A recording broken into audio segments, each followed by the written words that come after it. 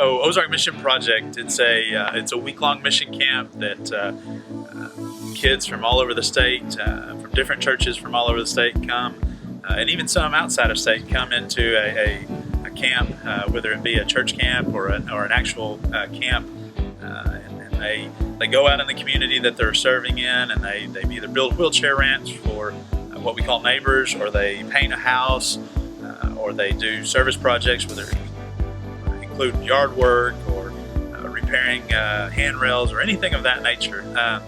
They work for the homeowner that we call a neighbor. We pair everybody up in groups of 5, so it's 1 adult and 4 youth, and they go out and serve the community during the week. I first got involved with the Ozark Mission Project when I was a camper going into the 9th grade.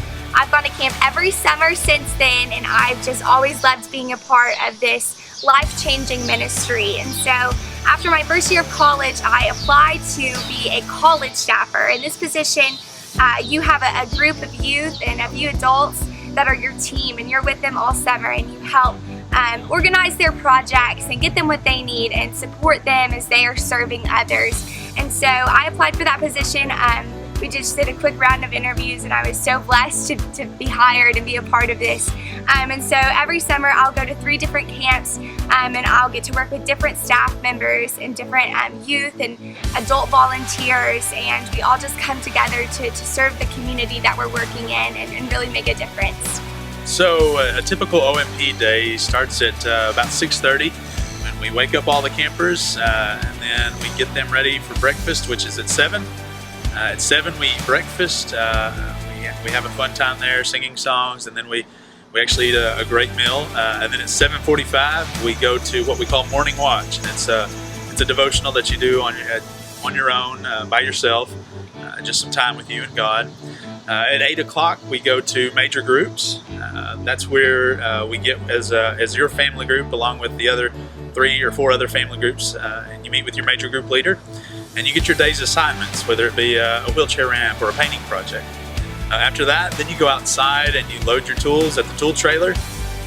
Hopefully within 30 minutes or so, then you're able to get on the road and go to your project. You meet your neighbor that morning, you talk to her, and you usually pray with her, and you start the project. You have a blast building a wheelchair ramp, painting the house, and making a huge impact with the neighbor. You're going to eat lunch with the neighbor and have a lunch devotional with her or him. After that, you finish out the rest of the day at the project. Typically around 3:30, you're going to pack up. You're going to make your way towards the shower houses. Be there from 4 to 5:30 or so. Everybody can clean up because you're going to be very, very stinky from the day, which is so happy for the staffers when you come back smelling a lot better than what you were on the job site. Then once you come back to the church at 5:30, you have a little break, and then at 6 o'clock we all have dinner together. And we usually sit with family groups, but not always. We have dinner and some more games. The games continue on for a little while. A little bit of free time where we have some canteen. You can buy snacks and drinks. Usually after that, then we go into what we call sharing. And sharing is where we come together as a camp as a whole, and we share how we saw God in that day and how He impacted our lives, or how He impacted the neighbors' lives. After that, we move straight into worship generally, and we have worship as a whole camp. We listen to somebody give a sermon that night and sing a number of songs and pray together and have a wonderful time. We always have an altar call at the end of the evening and allow time for prayer and reflection on the day and reflection on things, how are things going back at home. Usually lights out right shortly after that, and we're so important to get that rest. As a volunteer staff member of OMP, those of us who do that, we're not paid. We just simply are passionate about the mission, passionate about the ministry.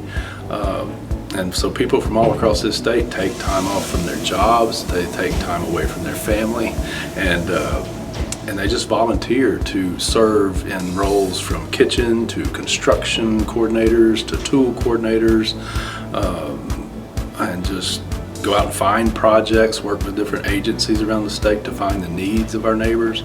So it's really it's just very special to see people making those kind of sacrifices for this cause. And again, it just reinforces that it does resonate with people on so many levels.